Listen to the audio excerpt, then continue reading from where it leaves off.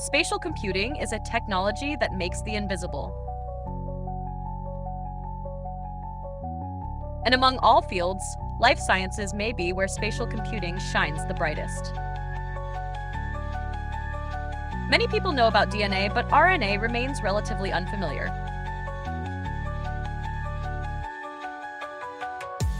DNA has a stable and relatively simple double helix structure.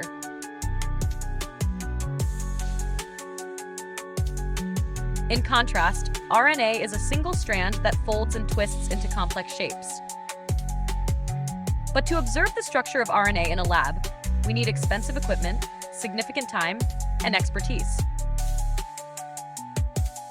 So scientists began to ask, what if we could predict its 3D structure just from the base sequence? That's when we started turning to AI. AI models can predict RNA structures from sequences, but with limited data, so spatial computing becomes essential. Here, we enter a virtual environment powered by spatial computing. We input the base coordinates of RNA, and we can now see and interact with its folded structure in front of our eyes.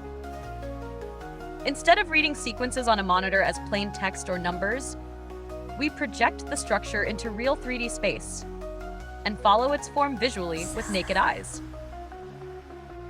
Then, using AI, we predict the structure from the base sequence. The spatial data we capture in this virtual world can then be fed back into AI training. Eventually, this helps us make accurate structure predictions based on sequence data alone. In the next episode, we'll explore how machine learning models predict structure from RNA sequences. To see the unseen, that is the possibility that spatial computing brings.